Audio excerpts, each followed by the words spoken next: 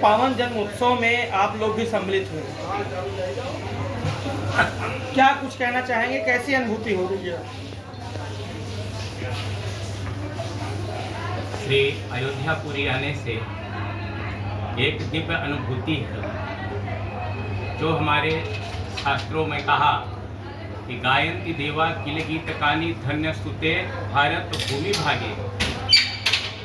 श्री राम जन्मभूमि तीर्थ क्षेत्र के जो परमाध्यक्ष है श्री स्वामी मणिराम छावनी पीठाधीश्वर, जहाँ पर सतत गौ संतों की सेवा, इसके साथ राष्ट्रीय सेवा, सनातन संस्कृति की सेवा, महाराज श्री तो एक आधार स्तंभ है सनातन धर्म के, जिनके कार्यकाल में जो 500 वर्ष का एक कलंक रूप था, उसके महाराज श्री के द्वारा भारत में एक हिंदुत्व का, एक धर्म, हिंदू सनातन धर्म की ध्वजा पूरे विश्व में फहराया और श्री रामलला की भव्य और दिव्य उनके अध्यक्ष स्थाने में भगवान रामलला बैठे, एक हिंदुत्व की परम विजय है। और ऐसे युग पुरुष, सत्पुरुष, उनके प्रागट्य दिन के लिए हम सब यहाँ आए हैं, ये हम सबका खूब अहोभाग्य है। और फिर और भी प्रार्थना करते हैं कि जो श्री कृष्ण जन्मभूमि मथुरा के भी वो परमाध्यक्ष है, और साथ साथ में जो काशी विश्वनाथ का ज्ञानवापी मस्तिष्क का भी जो कुछ संघर्ष चल रहा है, तो हम कल्पना नहीं अपितु पूर्ण विश्वास के साथ कह सकता हूँ कि सद्गुरुदेव भगवान के अध्यक्ष स्थाने में एक कार्य भी पूरा होगा। महाराज जी, 100 करोड़ का हिंदू सनातनी भारतवर्ष होने के बाद भी इतना संघर्ष चल रहा है, जो आराध्य हैं हिंदू सनातनियों का, क्या लगता है क्या रीजन है मुख्य? लगातार देखा जा रहा है, मुगल आक्रांता जो थे वो हिंदू मंदिरों को तोड़ करके उस पर मस्जिद का निर्माण किए, चाहे वो अयोध्या ले लीजिए, मथुरा ले लीजिए, काशी ले लीजिए, जगन्नाथपुरी ले लीजिए, तमाम जगहों पर ये है, तमाम बातें सामने आती हैं, तमाम खुदाई में ये सामने आती है कि यहाँ पहले हिंदू मंदिर था। इसको लेकर के क्या होना चाहिए? हमारे आचार्य गुरुजनों ने उठाया, गीता रामायण में भी हम सबको उठाने का, जब हम सोए या धर्म के प्रति कि राजनीति के प्रति जब हमारी उदासीनता आई, इसलिए उत्तिष्ठ जागृत प्राप्त वरा निबोध, स्वामी विवेकानंद ने कहा, हे हिंदुओं जागो और अपना लक्ष्य को प्राप्त करो। तो कुछ हमारी विषमताएं थी कि जो हजारों वर्ष में, जैसे हमारे पूज्य योगी जी ने नारा दिया, क्या दिया? बटोगे तो कटोगे। तो जब हम बटे, चाहे वो धार्मिक रूप में कि सांस्कृतिक रूप में, किसी रूप में जब हम बटे तो हमारा कटन हुआ। इसलिए जो हमारा सनातन धर्म है कि जोड़ो और समरसता वसुधैव कुटुंबकम की, और अब हिंदुत्व जग चुका है। और जो मुगल काल थे उनका, जिन्होंने राम के अस्तित्व को नकारा, उनका अस्तित्व भगवान ने पूरा कर दिया। क्या है? राम विमुख अस हाल तुम्हारा, रहा न को कुल रोवनिहारा।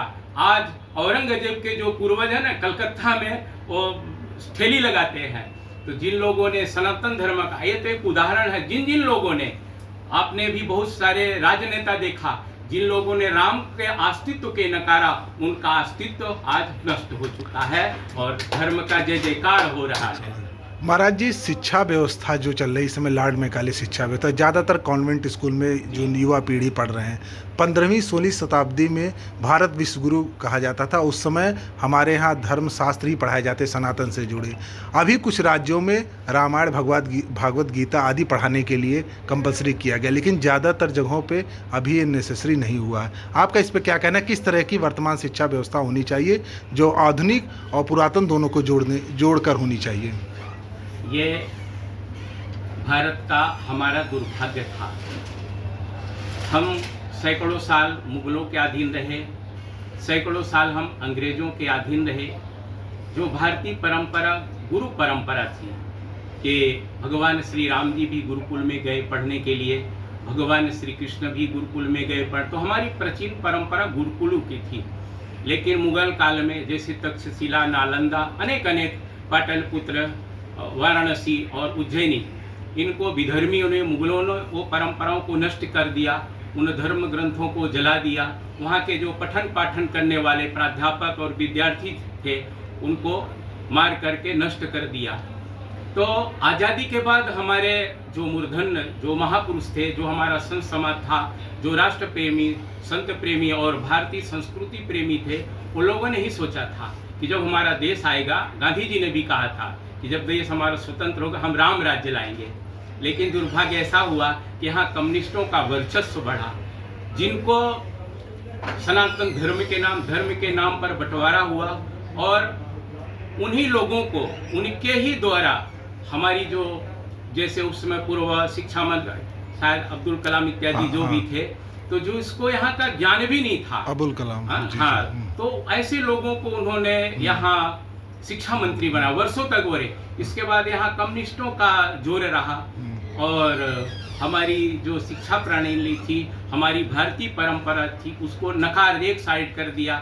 जो मैकलम, जो अंग्रेजों की शिक्षा, अंग्रेजों की नीति थी, उसको इन लोगों ने यहाँ प्रस्थापित किया।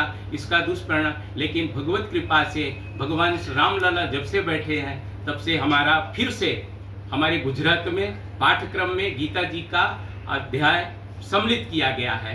तो यशस्वी, हमारे सौभाग्य है कि हमारे पूर्व जो यशस्वी प्रधानमंत्री हैं, हम उनको सामान्य नहीं, जैसे महाराज श्री रणजीत सिंह ने औरंगजेब के भग्न मंदिरों के, भग्न संस्कृतियों को जोड़ा, जो हमारी महारानी अहिल्याबाई होलकर, जिन्होंने बहुत सारे भारत में सैकड़ों हजारों मंदिर का पुनः उन्होंने जीर्णोद्धार किया, वही कार्य हमारे यशस्वी प्रधानमंत्री श्री नरेंद्र मोदी, जैसे यहाँ काशी विश्वनाथ है, हमारे श्री राम जन्मभूमि तीर्थ क्षेत्र है। मैं जिस क्षेत्र से आता हूँ वो गुजरात का पावागढ़, बड़ोदरा के पास में है।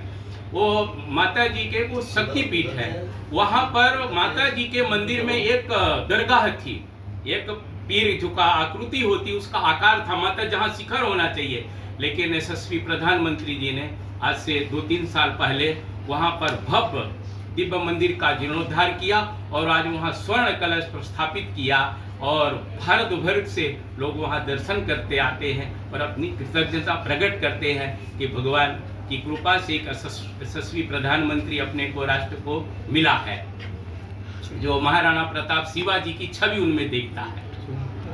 महाराज जी, अपना शुभ नाम, स्थान का नाम? मेरा नाम महंत राम शरण दास, पंचमहल जिला, और गुजरात से मैं आया हूँ। अखिल भारतीय संत समिति का मैं उपाध्यक्ष हूँ।